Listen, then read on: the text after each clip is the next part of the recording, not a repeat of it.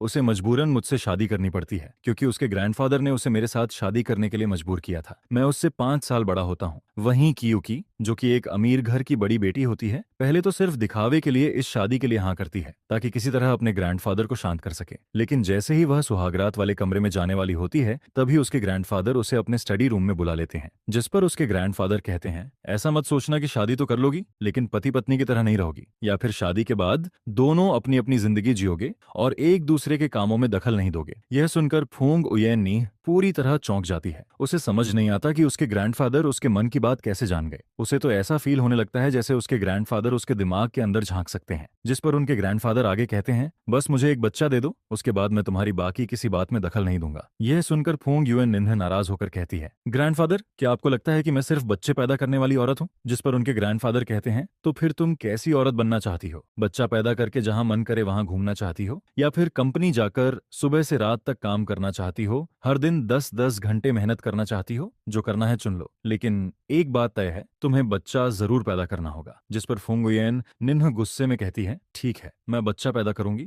अगर आपको इतना ही बच्चा चाहिए तो मैं एक साथ 8-10 बच्चे पैदा कर दूंगी। इसके बाद वह गुस्से से भरी हुई अपने कमरे की तरफ लौटती है, लेकिन जैसे ही दरवाजा खोलती है, सामने मुझे देखकर रुक जाती है। वह इस सीन की बिल्कुल उम्मीद नहीं कर रही होती, जिस पर कुछ सेकंड के लिए वहीं खड़ी रह जाती है। वहीं मैं उसे दरवाजे पर चुपचाप खड़ा देखकर ज्यादा कुछ नहीं कहता और सीधे अंदर जाकर अपने बाल सुखाने लगता हूँ। इसके बाद फूंग उयेन निन्ह भी कमरे के अंदर आती है। तभी उसे एहसास होता है कि पूरा कमरा पहले से बिल्कुल अलग दिखाई दे रहा है। बिना सोचे ही उसे समझ आ जाता है कि यह सब बटलर झाओ की हरकत है। जिस पर वह मन ही मन बड़बड़ाती है, इतनी उम्र हो गई लेकिन इन्हें अभी भी कंट्रोल करना नहीं आया। फिर उसकी नजर मेरी तरफ जाती है। वह हैरान होती है कि मैं बिल्कुल भी नर्वस नहीं दिख रहा हूँ। वह सोचने लगती है, क्या यह उसकी पहली शादी नहीं है या फिर पहले से एक्सपीरियंस है। यह सोचकर वह खुद ही परेशान होने लगती है। उधर मैं बाल सुखाने के बाद देखता हूँ कि फुंग उयेन नेह सोफा पर बैठी हुई है। न वह नहाने जा रही है और न ही कुछ बोल रही है। जिस पर मैं पूछता हूँ, तुम नहाने नहीं जा रही हो? यह सुनकर वह मुझे गुस्से से देखती है और कहती है, क्या बात है, तुम्हें मैं गंदी लग रही हूँ क्या? जिस पर मैं कुछ पल के लिए चुप रह जाता हूँ। मुझे समझ नहीं आता कि वह अचानक नाराज क्यों हो गई। फिर मैं कहता हूँ, नहीं, ऐसी बात नहीं है। यह सुनकर वह हल्की सी ठंडी आवाज में हुम करती है। वहीं मैं कुछ देर सोचने के बाद कहता हूँ, चलो थोड़ी बात करते हैं। जिस पर वह तुरंत सतर्क हो जाती है और घबराकर पूछती है कि किस बारे में? मैं शांत आवाज में कहता हूँ, बस ये पूछना था कि तुम कब सोना चाहती हो? अगर अभी सो जाएं तो कैसा रहेगा? यह सुनते ही उसका दिमाग जैसे काम करना बंद कर देता है। उसका चेहरा लाल हो जाता है और वह बस मुझे देखती रह जाती है। जिस पर उसके मन में सिर्फ एक ही सवाल चलता है, अभी तो सोने की बात हो रही थी, फिर किस कैसे हो गया? अगली सुबह जब उसकी आंख खुलती है, तब भी वह आधी नींद में होती है। जिस पर अनजाने में वह मेरे सीने से लगकर सो रही होती है।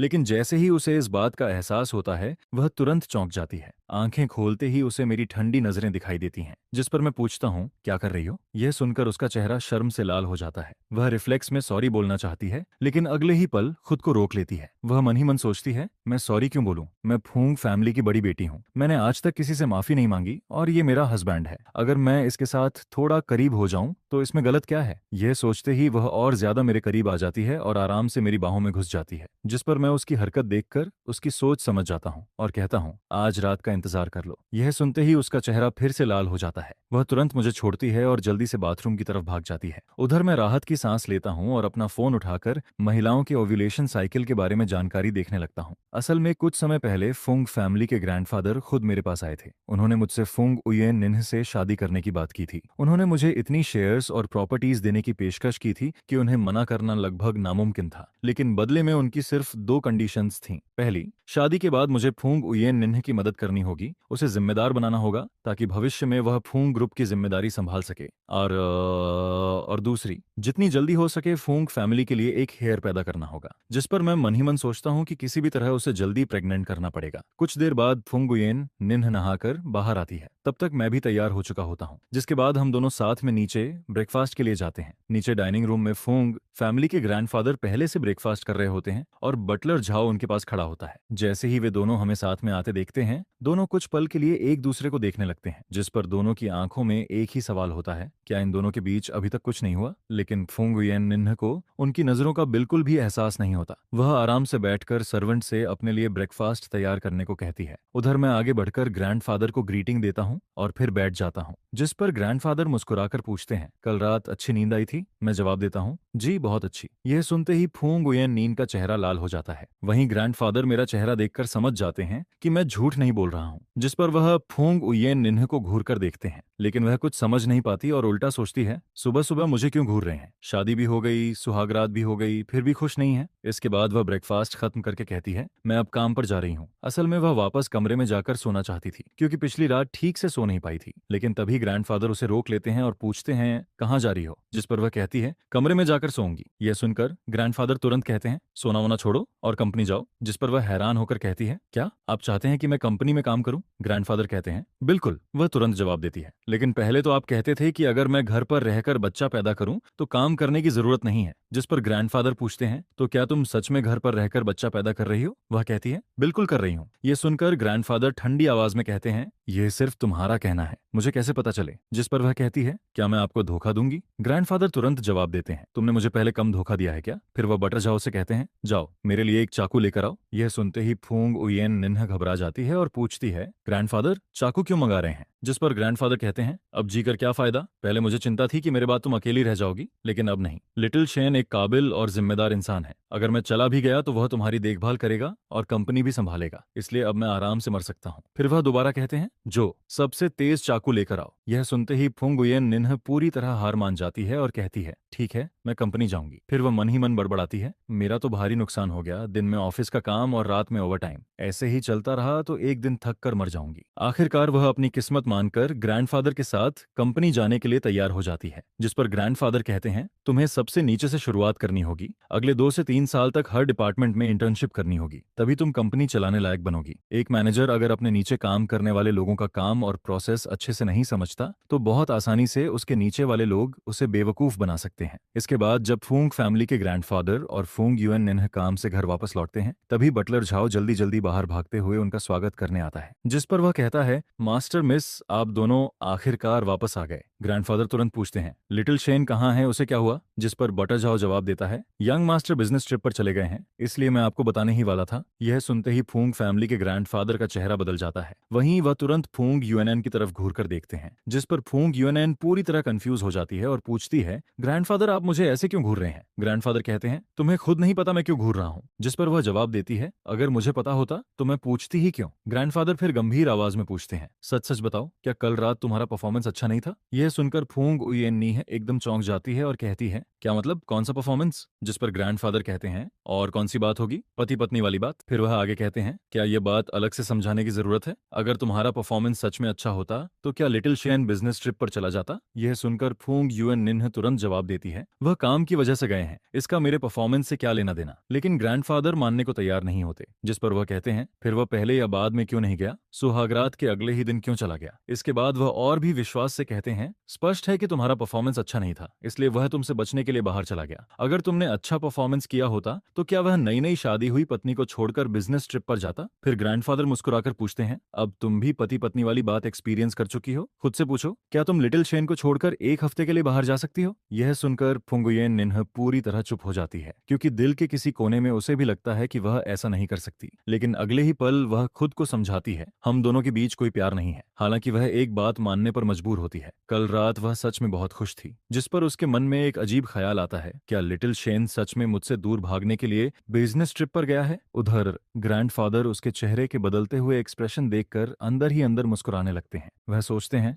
बस अब यह काफी है, इसका घमंड थोड़ा कम करना जरूरी है, नहीं तो यह सच में खुद को दुनिया की सबसे आकर्षक लड़की समझने लगेगी। इसके बाद पूरे 7 दिन बीत जाते हैं। 7 दिन बाद मैं बिजनेस ट्रिप खत्म करके वापस घर लौटता हूँ। जैसे ही फुंग येन निन्ह मुझे अचानक सामने देखती है, वह कुछ सेकंड के लिए हैरान रह जाती है। वहीं ग्रैंडफादर मुझे देखकर काफी खुश हो जाते हैं और बिजनेस ट्रिप के बारे में पूछने लगते हैं। जिस पर वह पूछते हैं, ट्रिप कैसी रही, सब कुछ ठीक रहा ना? मैं खाना खाते हुए जवाब देता हूँ, जी सब कुछ बहुत अच्छे से हो गया। उधर फुंग येन निन्ह पूरे समय चुपचाप सिर झुकाकर खाना खाती रहती है। जब मैं और ग्रैंडफादर बातें कर रहे होते हैं तब तक वह अपना खाना खत्म कर चुकी होती है। जिस पर वह चुपचाप चॉपस्टिक्स नीचे रखती है, उठती है और बिना कुछ कहे वहां से चली जाती है। यह देखकर ग्रैंडफादर मुस्कुराते हुए मुझसे कहते हैं, तुम पूरे 1 हफ्ते बाहर रहे हो। यूएन निन्ह थोड़ी नाराज है। फिर वह आगे कहते हैं, जाकर उसे थोड़ा मना लेना। मैं हैरान होकर पूछता हूँ, मैं बिजनेस ट्रिप पर गया था, वह नाराज क्यों होगी? जिस पर ग्रैंडफादर मुस्कुराकर कहते हैं, तुम खुद समझ जाओगे। मैं सिर हिलाकर कहता हूँ, ठीक है, मैं समझ गया। क्योंकि ग्रैंडफादर ने कहा है तो मुझे उसे मनाना ही होगा। इसके बाद मैं खाना खत्म करके अपने कमरे की तरफ लौटता हूँ। कमरे में फुंग उयेन नेह सोफा पर बैठी फोन चला रही होती है। मैं उससे कुछ नहीं कहता और सीधे बाथरूम में नहाने चला जाता हूँ। जिस पर फुंग उयेन निन्ह मन ही मन सोचती है कि शायद मैं उससे बात करूंगा। आखिर पूरे 7 दिन तक मैं उससे दूर रहा था, लेकिन जब मैं सीधे बाथरूम में चला जाता हूँ तो वह थोड़ा निराश हो जाती है। वह मन ही मन सोचती है, क्या इसके पास मुझसे कहने के लिए कुछ भी नहीं है? फिर वह खुद को जवाब देती है, ठीक है, यह प्यार वाली शादी नहीं है, लेकिन इतनी भी बेरुखी अच्छी नहीं लगती। यह सोचकर उसके दिल में हल्की सी उदासी आ जाती है। कुछ देर बाद मैं नहाकर बाहर आता हूँ। मेरे शरीर पर सिर्फ एक नाइट पैंट होती है। जैसे ही फुंग उयेन निन्ह ऊपर देखती है, सामने यह सीन देखकर तुरंत नजरें चुरा लेती है। फिर मैं शांत आवाज में पूछता हूँ, सोना है? यह सुनकर वह पूरी तरह कंफ्यूज हो जाती है। उसके दिमाग में तुरंत कई सवाल आने लगते हैं। सिर्फ सोना है या फिर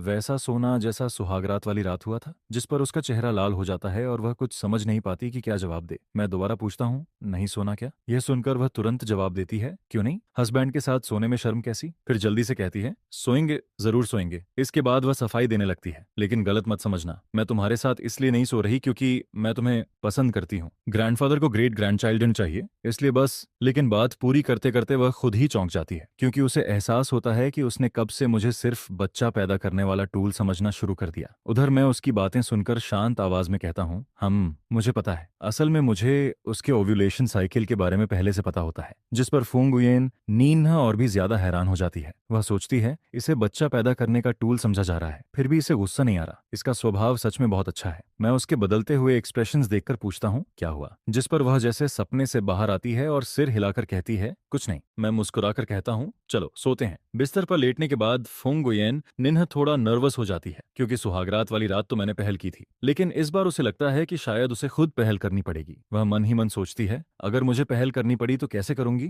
पहले हक करूं या पहले किस? उधर मैं भी बिस्तर पर लेटकर कुछ देर इंतजार करता हूँ। फिर सोचता हूँ कि शायद वह शर्म महसूस कर रही है, लेकिन सच तो यह है कि मैं खुद भी थोड़ा शर्मिंदा महसूस कर रहा होता हूँ। आखिरकार मैं मन ही मन फैसला करता हूँ कि फाइनल गोल के लिए आज भी मुझे ही पहल करनी पड़ेगी। मैं कुछ बोलना चाहता हूँ, लेकिन हम दोनों अब भी इतने करीब नहीं होते कि ज्यादा बातें कर सकें। जिस पर मैं कुछ भी न बोलते हुए सीधे उसकी तरफ झुकता हूँ और उसे किस कर देता हूँ। इसके बाद कुछ दिन और गुजर जाते हैं। धीरे धीरे फुंग उयेन निन्ह की बॉडी क्लॉक भी रेगुलर हो जाती है। अब मैं जब भी सुबह उठता हूँ, वह भी लगभग उसी समय जाग जाती है। हम दोनों एक दूसरे को देखते हैं और फिर बिना कुछ कहे अपनी मॉर्निंग रूटीन शुरू कर देते हैं। पर्सनल केयर खत्म करने के बाद हम नीचे ब्रेकफास्ट के लिए जाते हैं, जिस पर ग्रैंडफादर हमारी तरफ देखते हैं और तुरंत सब कुछ समझ जाते हैं। वह फुंग उयेन निन्ह के चेहरे पर छिपी हुई खुशी और संतुष्टि साफ देख लेते हैं। फिर मन ही मन सोचते हैं, कुछ दिन पहले तक यही लड़की नाराज घूम रही थी, अब हस्बैंड एक रात वापस क्या आया, इसके चेहरे की खुशी छिप ही नहीं रही। इसके बाद वह और भी मजे लेते हुए सोचते हैं, शुरुआत में शादी से सबसे ज्यादा इनकार भी यही कर रही थी। अगर मैं उसके हस्बैंड के सामने नहीं होता तो शायद अभी उसे जरूर चिढ़ाता। ब्रेकफास्ट खत्म होने के बाद हम तीनों काम के लिए निकलते हैं। मैं अपनी तरफ चला जाता हूँ, जबकि फुंग उयेन निन्ह और ग्रैंडफादर कंपनी की तरफ जाते हैं। रास्ते में कार के अंदर ग्रैंडफादर मुस्कुराकर पूछते हैं, कल रात लिटिल शेन ने तुम्हें मना लिया क्या?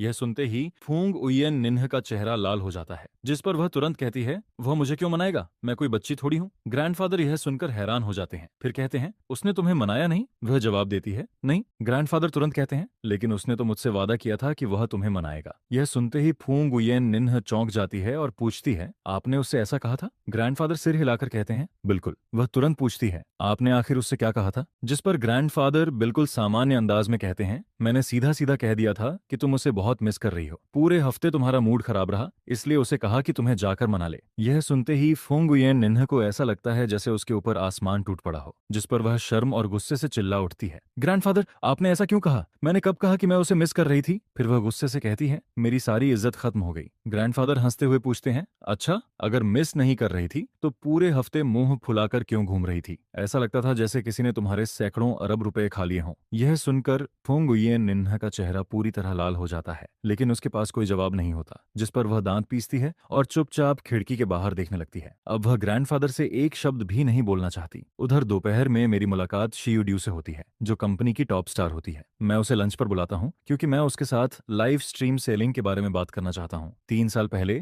वह एक कैंपस रोमांस ड्रामा की वजह से बेहद फेमस हुई थी और पिछले कुछ सालों में उसने कंपनी के लिए काफी पैसा कमाया था, जिस पर मैं अच्छी तरह जानता हूँ कि कंपनी में उसकी पोजीशन कितनी महत्वपूर्ण है। लंबे समय तक किसी सेलिब्रिटी को लगातार सेल करने से उसकी वैल्यू कम हो जाती है, जिस पर प्लान यही था कि उसे बस कभी कभी स्ट्रीम पर लाया जाए ताकि बाकी आर्टिस्ट के लिए व्यूज अट्रैक्ट किए जा सकें और साथ ही जियांग ग्रुप की प्रमोशन भी होती रहे। ये पहली बार था जब मैं उससे रियल लाइफ में मिल रहा था। उसके लंबे सफेद बाल काफी रिबेलियस लग रहे थे। एक नजर में ही पता चल जाता था कि वह ज्यादा अप्रोचेबल टाइप की इंसान नहीं है। कुछ फॉर्मल बातें करने के बाद मैं खाना खाते हुए यहाँ आने का अपना पर्पस एक्सप्लेन करने लगता हूँ, जिस पर थाप नागदू आराम से कहती है, प्रोसेस और बाकी डिटेल्स के बारे में आप मेरे मैनेजर से डिस्कस कर लीजिए। यह सुनकर मैं कुछ पल के लिए हैरान रह गया। बाहर की दुनिया में सब यही कहते थे कि थपनाहक डू का नेचर बहुत खराब है और उससे कम्युनिकेट करना आसान नहीं है। हालांकि उसने कभी कोई ऐसी हरकत नहीं की थी जो लिमिट्स क्रॉस करे, लेकिन उसका एटीट्यूड काफी एरोगेंट माना जाता था। वह कब नाराज हो जाए कोई नहीं जानता था, जिस पर कंपनी को अक्सर उसके पीछे सफाई देनी पड़ती थी। यहाँ तक कि कई पार्टनरशिप कॉन्ट्रैक्ट्स भी उसके इसी बिहेवियर की वजह से टूट गए थे। मैं तो सोचकर आया था कि आज मुझे उसे मनाने के लिए काफी मेहनत करनी पड़ेगी, लेकिन मुझे बिल्कुल उम्मीद नहीं थी कि वह इतनी आसानी से मान जाएगी। लगता है अफवाहों जितनी मुश्किल इंसान वह नहीं है। इसके बाद वह एक डिश मेरी तरफ बढ़ाते हुए कहती है, यह इस रेस्टोरेंट की स्पेशल डिश है, आप टेस्ट करके देखिए। मैं थपनाहक डू की तरफ देखता हूँ और मुझे वह थोड़ी अजीब लगती है। क्या वह मुझे इम्प्रेस करने की कोशिश कर रही है? लेकिन उसे देखकर ऐसा भी नहीं लगता था कि वह ऐसी इंसान है। जिस पर थपनाहक डू कुछ नहीं कहती है और बस चुपचाप खाना खाती रहती है। उसके गाल हल्के हल्के लाल हो रहे होते हैं, लेकिन मुझे इस बात का बिल्कुल एहसास नहीं होता। खाना खत्म होने के बाद हम दोनों प्राइवेट रूम से बाहर निकलते हैं। तभी एक आवाज आती है, टियू थान, तुम भी यहाँ खाना खाने आए थे?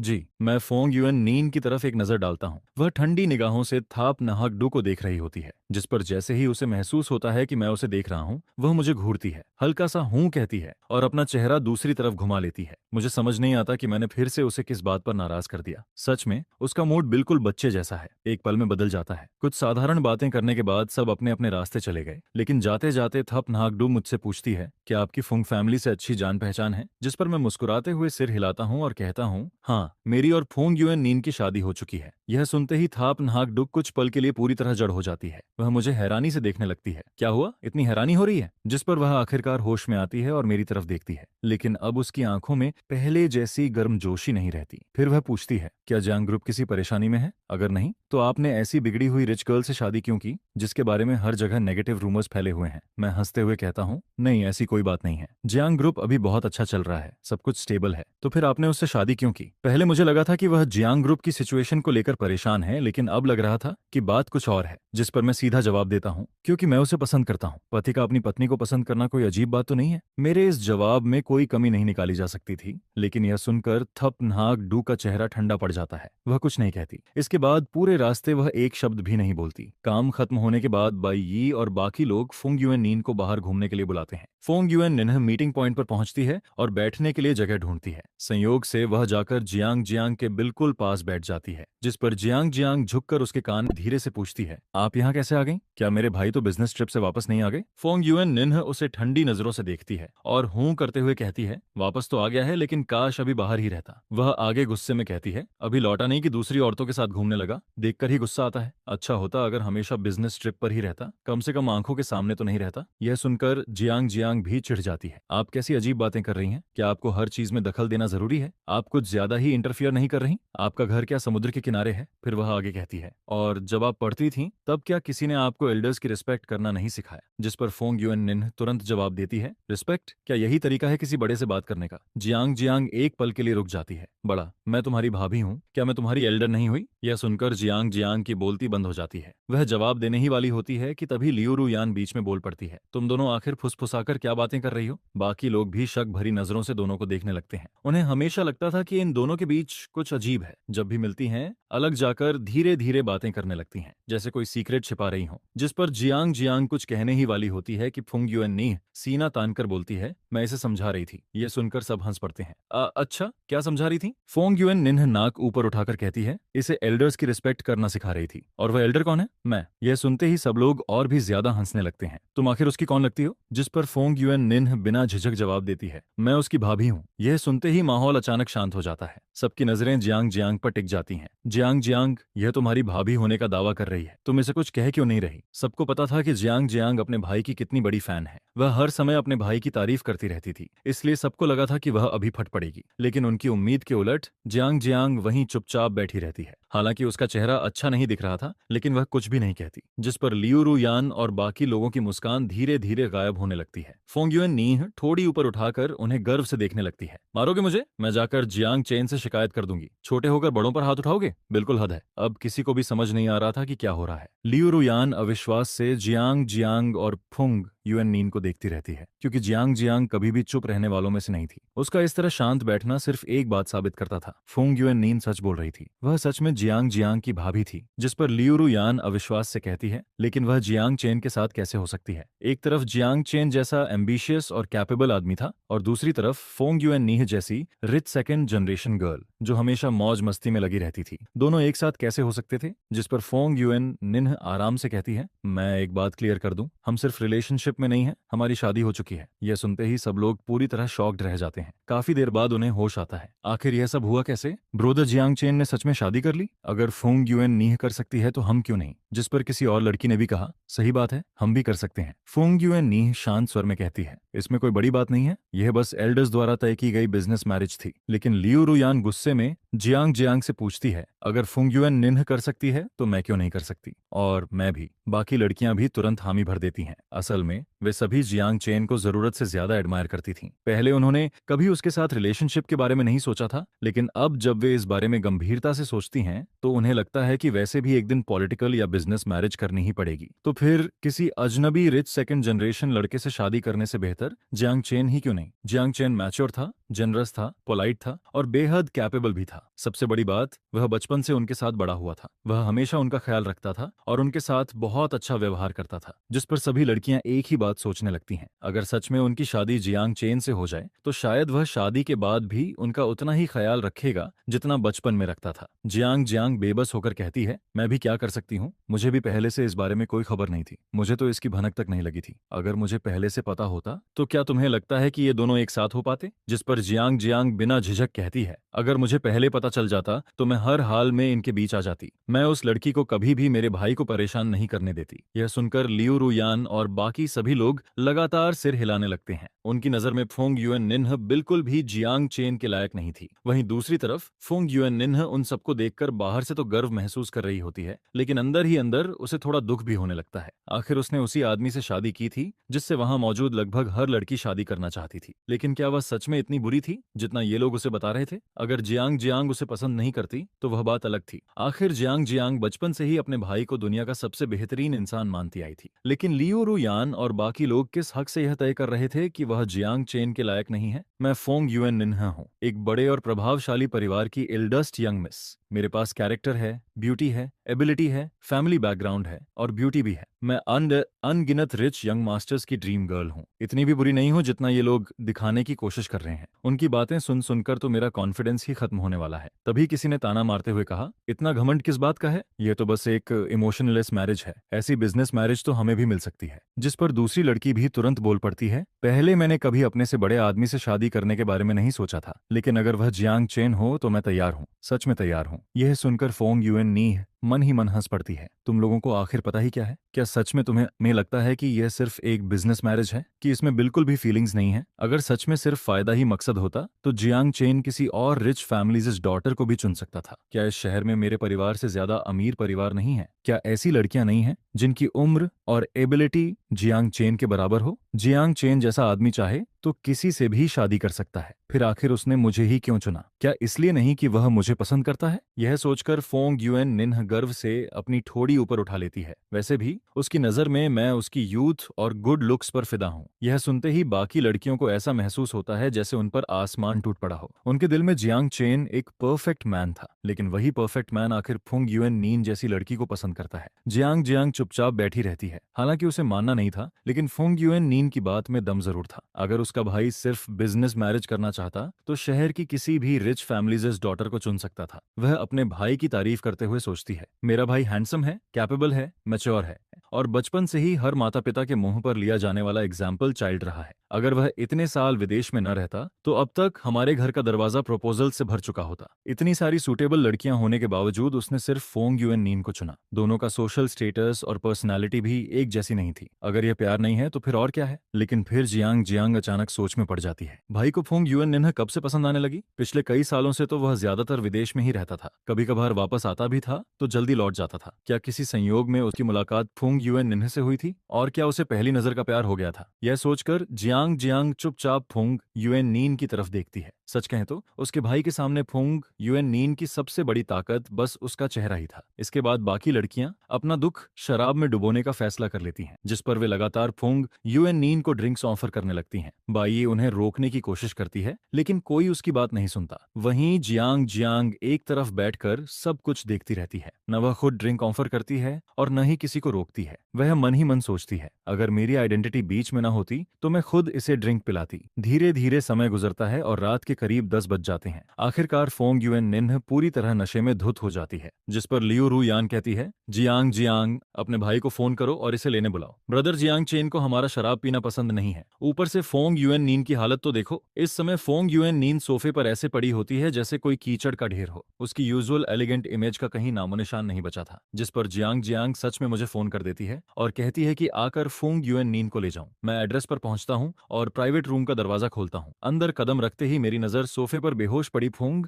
युएन नीन पर जाती है। बाकी लोग अपने अपने काम में लगे हुए होते हैं, किसी को भी उसकी परवाह नहीं होती। सच में बहुत अच्छे दोस्त हैं। काफी समय बाद लियू रू यान और बाकी लोग मुझे देख रहे थे, जिस पर वे कुछ देर के लिए चुप हो जाते हैं। उन्हें लगता है कि मैं पहले से भी ज्यादा अट्रैक्टिव और करिश्मेटिक हो गया हूं और उनके मन में एक ही ख्याल आता है, फोंग युएन नीह जैसी लड़की मेरे लायक नहीं है। वहीं बाई यी पहली बार मुझे सामने से देख रही होती है। उसने पहले सिर्फ जियांग जियांग से मेरे बारे में सुना था, लेकिन मुझे देखते ही उसका दिल थोड़ा तेज धड़कने लगता है। मैं चुपचाप दरवाजे पर खड़ा होकर सबकी तरफ नजर डालता हूँ, जिस पर जियांग जियांग उठकर कहती है, ब्रोदर जियांग चैन। मैं सीधे फोंग युएन नीन के पास जाता हूँ और जियांग जियांग से पूछता हूँ, क्या तुम लोगों ने इसे ड्रिंक कराया है? फोंग युएन निन्ह कभी खुद से इतना नहीं पी सकती। देखो बाकी सब बिल्कुल ठीक है और सिर्फ वही इस हालत में है। यह सुनते ही कई लोगों के चेहरे पर ऑकवर्ड एक्सप्रेशन आ जाता है। असल में उन्होंने जबरदस्ती उसे ड्रिंक नहीं कराया था, लेकिन किसी ने भी उसे रोकने की कोशिश नहीं की थी। खासतौर पर लियू रू यान और शी यी अपनी नजरें चुराने लगती हैं। कोई जमीन देखने लगता है, कोई आसमान देखने लगता है, कोई हवा और बादलों को देखने लगता है। बस मेरी तरफ कोई नहीं देखता, जिस पर मैं तुरंत सब समझ जाता हूँ। मैं और कुछ नहीं पूछता,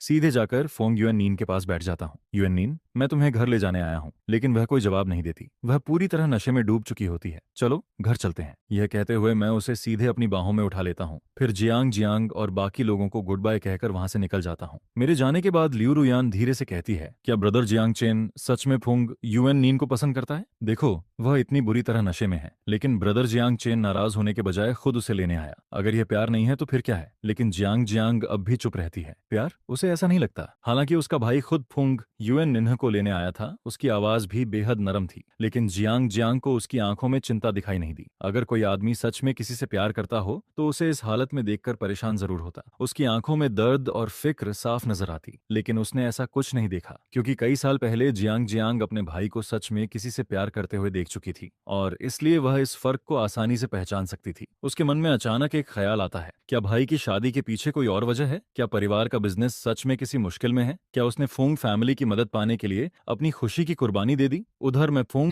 युएन नीन को लेकर घर लौट आता हूँ। घर पहुंचकर मैं सर्वेंट्स को उसे उसके कमरे तक पहुंचाने के लिए कहता हूँ। साथ ही हैंगओवर सूप तैयार करने का भी आदेश देता हूँ। यह सब देखकर ओल्ड मास्टर फोंग गुस्से से भर जाता है। वह नाराज होकर कहता है, सच में यह लड़की बिल्कुल उम्मीदों पर खरी नहीं उतरती। इतना हैंडसम, कैपेबल और केयरिंग हस्बैंड मिला है, फिर भी इसे अपनी कोई परवाह नहीं है। उसे पता ही नहीं होता कि घर पर रहकर अपने हस्बैंड का साथ कैसे दिया जाता है, बल्कि उसे तो बाहर जाकर दूसरी औरतों के साथ घूमना फिरना ज्यादा पसंद होता है, जिस पर वह इतनी ज्यादा ड्रिंक कर लेती है कि बुरी तरह नशे में धुत हो जाती है। यह देखकर फोंग परिवार के बुजुर्ग कहते हैं, मैंने पूरी जिंदगी समझदारी से बिताई है, लेकिन पता नहीं मेरी पोती इतनी बेफिक्र और गैर जिम्मेदार कैसे निकल गई। जिस पर कोई पूछता है, फिर आप उसे लेने क्यों गए थे? उसे बाहर ही पड़ा रहने देते। जिसके जवाब में कहा जाता है, ग्रैंडपा, हुएन नीन तो बस अपने दोस्तों के साथ न्यू मैरिज सेलिब्रेट करने गई थी। दोस्तों ने उसे कुछ ड्रिंक्स और पिला दी, इसमें कोई बड़ी बात नहीं है। यह सुनकर फुंग ओल्ड मास्टर भौहें सिकोड़ लेते हैं, जिस पर मैं कहता हूँ, आप चिंता मत कीजिए, कल जब यूएन नीन्हा उठेगी तो मैं उसे समझाऊंगा कि आगे से थोड़ा कम पिया करे ताकि घर वालों को उसकी फिक्र न करनी पड़े। जिस पर फोंग ओल्ड मास्टर मेरी तरफ देखते हैं। उन्हें लगता है कि यूएन निन्हा के लिए उन्होंने जो हस्बैंड चुना है वह सच में बहुत अच्छा है, मैच्योर है, जेंटल है और अपनी वाइफ का ख्याल रखना भी जानता है। इसलिए वह मन ही मन उम्मीद करते हैं कि यूएन निन्हा उनकी भावनाओं की कद्र करेगी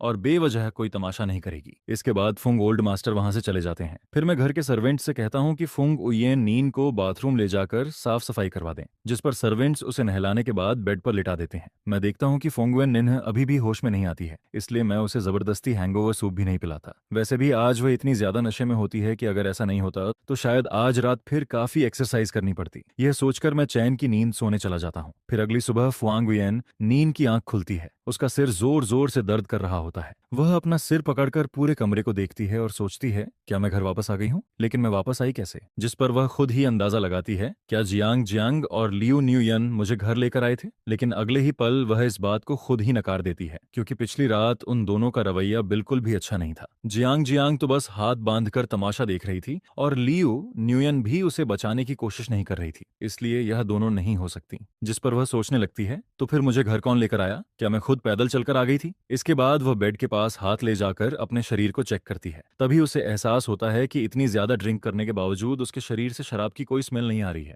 यह महसूस करते ही उसे समझ आ जाता है कि किसी ने उसे नहलाया था। जिस पर वह धीरे से बगल की तरफ देखती है और अचानक उसका चेहरा लाल हो जाता है, क्योंकि उसके मन में ख्याल आता है कि शायद कल रात जियांग चेन ने ही उसे नहलाया होगा। उसी समय मैं उसकी तरफ देखकर पूछता हूँ, तुम्हें कहीं असहज तो फील नहीं हो रहा? जिस पर फुआंग वियन नी हल्के से अपने होंठ काटती है, लेकिन कुछ नहीं कहती। फिर मैं पूछता हूँ, सिर दर्द कर रहा है क्या? इस बार वह चुपचाप सिर हिला देती है। जिस पर मैं कहता हूँ, किचन में हैंगओवर सूप तैयार है, मैं किसी को बोल देता हूँ कि वह लेकर आए। असल में मुझे पहले से अंदाजा था कि सुबह उठते ही उसका सिर दर्द करेगा, इसलिए मैंने रात में ही किचन को कह दिया था कि सुबह सुबह सूप तैयार रहे। लेकिन इस समय यूएन निन के दिमाग में सूप नहीं चल रहा होता। उसके मन में तो सिर्फ एक ही सवाल घूम रहा होता है, आखिर मुझे कल रात नहलाया किसने था? वह मन ही मन सोचती है, क्या मुझे सीधे पूछ लेना चाहिए कि कल रात आपने मुझे नहलाया था? लेकिन ऐसा पूछना थोड़ा अजीब नहीं लगेगा? फिर वह पूछती है, वैसे मैं कल रात घर कैसे आई थी? जिस पर मैं जवाब देता हूँ, जयका साहिब, जियांग जियांग ने मुझे कॉल किया था। उसने बताया कि तुम बहुत ज्यादा नशे में हो, इसलिए मैं तुम्हें लेने चला गया था। फिर मैं पूछता हूँ, वैसे कल रात तुमने कोई हंगामा तो नहीं किया? यह सुनकर फुआंग वियन नीह घबरा जाती है, क्योंकि उसने पहले कभी इतनी ज्यादा ड्रिंक नहीं की थी। उसे तो यह भी याद नहीं था कि नशे में उसने क्या क्या किया। वह सोचती है, अगर जियांग चेन ने कह दिया कि मैंने कल रात कोई तमाशा किया था तो मैं शर्म से कहाँ जाऊंगी। जिस पर वह चुप रहना ही बेहतर समझती है।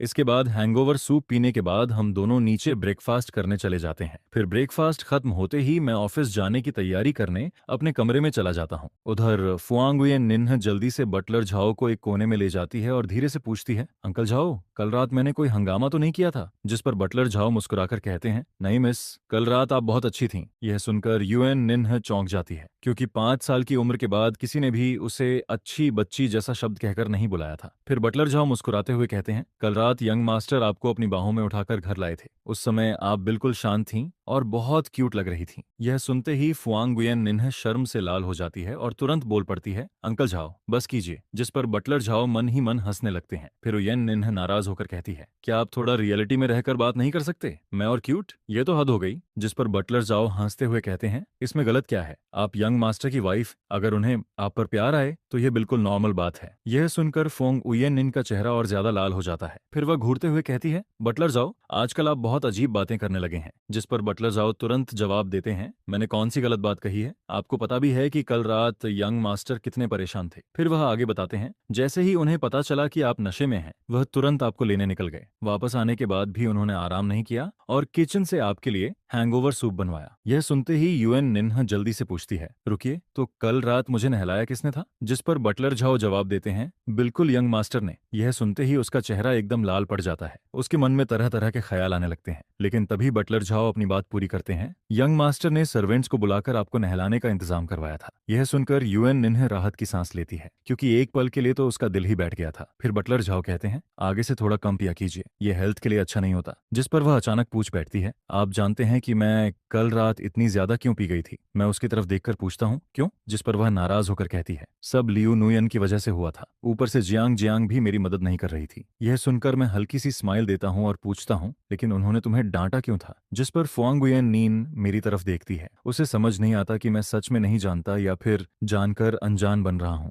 इसलिए वह कुछ नहीं कहती। उसे ऐसे चुप देखकर मैं मुस्कुरा देता हूँ और कहता हूँ, ठीक है, आगे से वे तुम्हें नहीं डांटेंगे। यह सुनकर फुआंगुयन निन्हा हैरान रह जाती है, लेकिन मैं उसे कोई एक्सप्लेनेशन नहीं देता। फिर मैं कहता हूँ, चलो अब ऑफिस जाने का समय हो गया है। जिस पर वह तुरंत मुंह फुला लेती है और मन ही मन सोचती है, पक्का पिछले जन्म में मैंने बहुत बुरे काम किए होंगे, तभी इस जन्म में मुझे रोज सुबह जल्दी उठकर काम पर जाना पड़ रहा है। और फिर हम दोनों कंपनी पहुंच जाते हैं, लेकिन कंपनी पहुंचने के बाद भी मैं उसी बात के बारे में सोचता रहता हूँ। आखिर कल रात लियू न्यूयन और बाकी लोग फोंगुयन नीन पर नाराज क्यों थे? हालांकि मेरे मन में इसका जवाब लगभग साफ हो चुका होता है। सिर्फ एक बात ही काफी थी। फुआंगुयन निन्ह ने कहा था कि जियांग जियांग उसकी मदद नहीं कर रही थी, जिस पर मुझे समझ आ जाता है कि इस पूरे मामले के पीछे जियांग जियांग का ही हाथ था। फिर मैं तुरंत जियांग जियांग को कंपनी बुलाता हूँ, जिस पर वह आते ही पूछती है, बिग ब्रदर आपने मुझे क्यों बुलाया है? फिर वह हंसते हुए कहती है, क्या आपको फुआंगुयन निन्ह को अपनी वाइफ बनाना पसंद नहीं आया? अगर ऐसा है तो मैं आपके लिए कोई दूसरी सिस्टर इन लॉ ढूंढ दूं? यह सुनकर मैं उसकी तरफ देखता हूँ और हल्की सी स्माइल देता हूँ, लेकिन इस बार मेरी स्माइल मेरी आंखों तक नहीं पहुंचती। फिर मैं पूछता हूँ, सच में तुम्हें क्या लगता है? जिस पर जियांग जियांग का पूरा शरीर सिहर जाता है। फिर वह जल्दी से कहती है, नहीं नहीं नहीं नहीं नहीं नहीं नहीं, इसकी कोई जरूरत नहीं है। फुआंगुयन निन्ह तो बहुत अच्छी है। लेकिन मैं वही स्माइल बनाए रखते हुए कहता हूँ, अगर वह इतनी अच्छी है तो फिर उससे कुछ सीख क्यों नहीं लेती? जिस पर जियांग जियांग हैरान होकर पूछती है, मैं उनसे क्या सीखूं? फिर मैं ठंडी आवाज में कहता हूँ, क्या सीखना है? उसका घमंड, उसकी ऐशो आराम वाली लाइफ, उसका बेफिक्र रवैया, यही सब सीख लो। ग्रेजुएशन के बाद से तुमने जितना घूमना फिरना और मौज मस्ती करनी थी उतनी काफी हो गई है, इसलिए कल से कंपनी आकर काम करना शुरू करो। यह सुनते ही जियांग जियांग मुझे हैरानी भरे चेहरे से देखने लगती है, जैसे उसके ऊपर आसमान ही टूट पड़ा हो। जिस पर मैं कहता हूँ, देर सवेर तुम्हें कंपनी मैनेज करना सीखना ही पड़ेगा। जिसके जवाब में जियांग जियांग तुरंत कहती है, बिग ब्रदर मुझे तो लगता है कंपनी आपके हाथों में ही सबसे अच्छी है। मेरी तो कोई बड़ी एम्बिशन भी नहीं है, मैं तो पूरी जिंदगी बस एक रिच सेकंड जनरेशन की तरह आराम से जीना चाहती हूँ। फिर वह आगे कहती है, मैंने कभी नहीं सोचा कि फैमिली बिजनेस मुझे ही संभालना है। प्रॉपर्टी और कंपनी सब आपको दे दो तब भी मुझे कोई दिक्कत नहीं है, बस हर महीने थोड़ा पॉकेट मनी देते रहना। जिस पर मैं मुस्कुराकर कहता हूँ, यह तो सिर्फ तुम्हारा सोचना है। फिर मैं उसे देखते हुए कहता हूँ, क्या बात है, अब तुम फुंगुयन निन्ह से सीखना चाहती हो क्या? यह सुनकर जियांग जियांग जल्दी से सिर हिलाती है और कहती है, नहीं नहीं।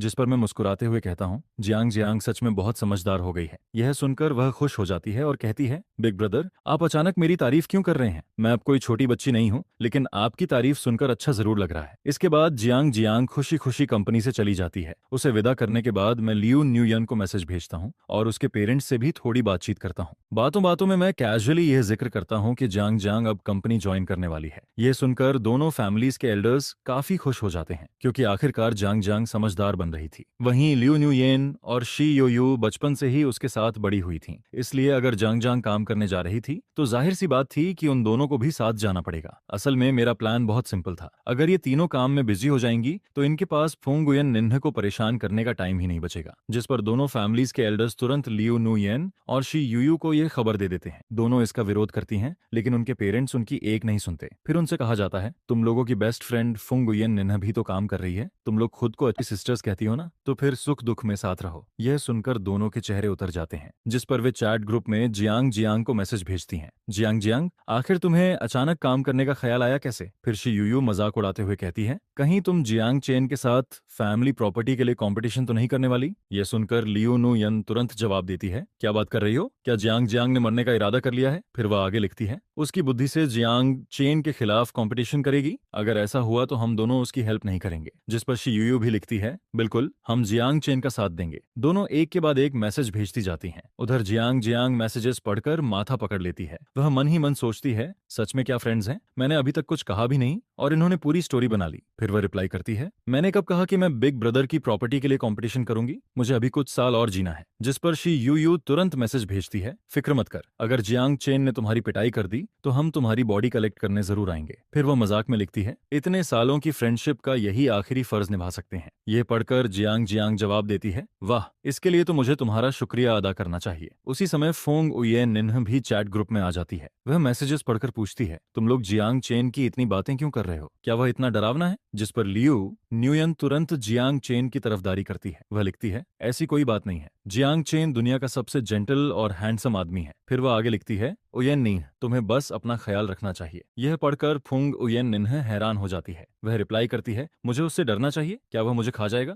जिस पर ग्रुप में बाकी लोग एक के बाद एक भेजने लगते हैं। यह देखकर फुंग उयेन निन्ह और भी कंफ्यूज हो जाती है। वह पूछती है, तुम लोगों को क्या हुआ है? सब यही सिंबल क्यों भेज रहे हो? कुछ देर तक पूरा ग्रुप शांत रहता है। आखिरकार लियू नुयन चुप्पी तोड़ती है और पूछती है, वैसे युएन निन्ह, तुमने खाना खाया? यह सुनकर फुंग युएन निन्ह रिप्लाई करती है, ब्रेकफास्ट कर लिया है, लंच अभी नहीं किया। क्यों? क्या तुम लोग मुझे लंच पर बुलाना चाहती हो? फिर वह मजाक में लिखती है, वैसे अब मैं वर्किंग वुमन हूँ, बहुत बिजी रहती हूँ, लंच करना है तो पहले अपॉइंटमेंट लेना पड़ेगा। यह पढ़कर बाकी लोग फिर से भेजने लगते हैं। जिस पर फुंग गुयेन निन्ह परेशान होकर पूछती है, आखिर हुआ क्या है? फिर वह लिखती है, लियू नुयन, तुम ही बताओ। यह सुनकर लियू नुयन मजबूरी में रिप्लाई करती है, मेरा मतलब था जियांग चेन ने तुम्हें खाया या नहीं? ये मैसेज पढ़ते ही इस बार फुंग उयेन निन्ह खुद ग्रुप में भेज देती है। फिर उसका चेहरा शर्म से लाल हो जाता है। वह मन ही मन सोचती है, इन लोगों को जरा भी शर्म नहीं है क्या? ऐसी बातें भी कोई पूछता है? जिस पर बाकी लोग लगातार पूछते रहते हैं, तो आखिर हुआ क्या? हुआ या नहीं? यह सुनकर फुयेन निन्ह झुंझलाकर लिखती है, तुम लोगों को इससे क्या मतलब? क्या तुम्हारा घर समुद्र के किनारे है जो इतनी दूर तक दखल देती हो? जिस पर लियू न्यूयन हंसते हुए रिप्लाई करती है, मैं तो बस यूं ही पूछ रही थी, इतना गुस्सा क्यों हो रही हो? लगता है अभी तक कुछ नहीं हुआ। फिर वह मन ही मन सोचती है कि जियांग चेन जैसा परफेक्ट आदमी तो किसी भी लड़की को पसंद आ सकता है। अगर फुंगुयेन निन्ह पहले उससे शादी न करती तो शायद वह खुद उससे कांटेक्ट ऐसा लेने की कोशिश करती, लेकिन फिलहाल ऐसा लग रहा था कि दोनों के बीच अभी तक कुछ खास नहीं हुआ था। हालांकि ये बात भी बिल्कुल नॉर्मल थी, क्योंकि फैमिली मैरिज में अक्सर लोगों को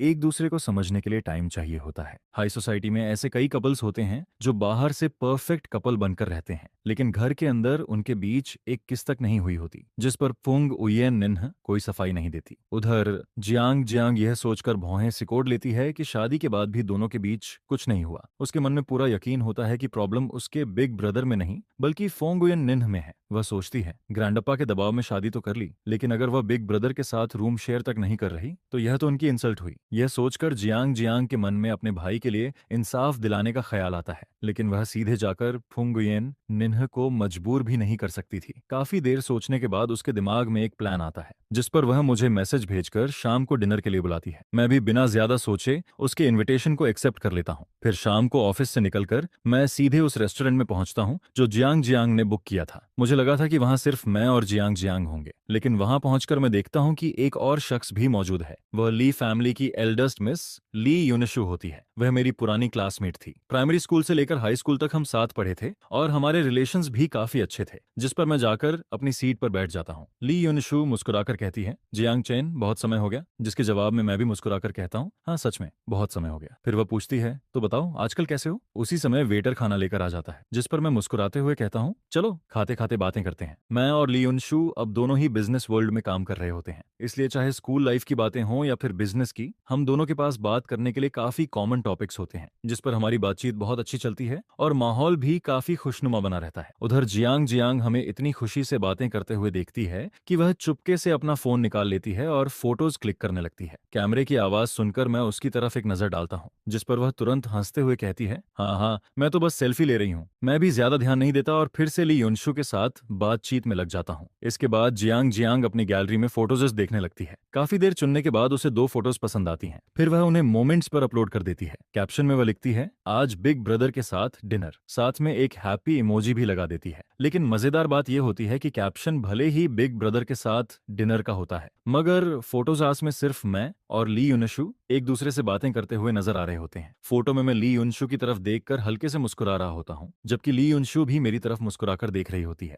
अगर कोई सच्चाई न जानता हो तो वह आसानी से यही सोचता कि हम दोनों कपल हैं। असल में जियांग जियांग ये पोस्ट सिर्फ फुंग ये निन्ह को दिखाने के लिए डालती है। वह मन ही मन सोचती है, अब मैं बिग ब्रदर की इज्जत वापस दिलाकर रहूंगी। फिर वह आगे सोचती है, मुझे फुंग ये निन्ह को बताना होगा कि मेरे बिग ब्रदर के पीछे लड़कियों की कोई कमी नहीं है। आखिर वह खुद को समझती क्या है? जिस पर जियांग जियांग के चेहरे पर शरारती मुस्कान आ जाती है। थोड़ा क्राइसिस फीलिंग पैदा करनी पड़ेगी, तभी फुंगुयेन निन्ह को समझ आएगा। उधर शाम को फुंगुयेन निन्ह ऑफिस से घर लौटती है, जिस पर बटलर झाओ उसे बताते हैं कि आज रात भी जियांग चेन एक सोशल गैदरिंग में गया है और डिनर के लिए घर नहीं आएगा। यह सुनकर फुंगुयेन निन्ह थोड़ा बेबस महसूस करती है। वह मन ही मन सोचती है, क्या वह इतना बिजी रहता है? शादी को अभी कुछ ही दिन हुए हैं, कभी बिजनेस ट्रिप पर चला जाता है तो कभी रात को सोशल इवेंट्स में। फिर वह सोचती है, यहाँ तक कि कि ग्रैंडपा, जो पूरे ग्रुप के चेयरमैन हैं, वह भी उससे कम बिजी लगते हैं। संयोग से उस रात ग्रैंडपा भी एक बिजनेस इवेंट में गए हुए होते हैं, इसीलिए पूरे घर में सिर्फ फोंग गुयेन नीन अकेली होती है, जिस पर वह सोफा पर बैठकर फोन चलाने लगती है। फिर डिनर टाइम तक बोर होकर वह मोमेंट्स स्क्रॉल करने लगती है और तभी उसकी नजर जियांग जियांग की पोस्ट पर पड़ती है, जिस पर वह जो आराम से सोफा पर टिकी हुई बैठी थी अचानक सीधी होकर बैठ जाती है। वह ली योनशु को पहचानती जरूर थी, लेकिन दोनों के बीच ज्यादा कांटेक्ट नहीं था क्योंकि दोनों फैमिलीज अलग अलग इंडस्ट्रीज में थीं। हालांकि हाई सोसाइटी सर्कल में होने की वजह से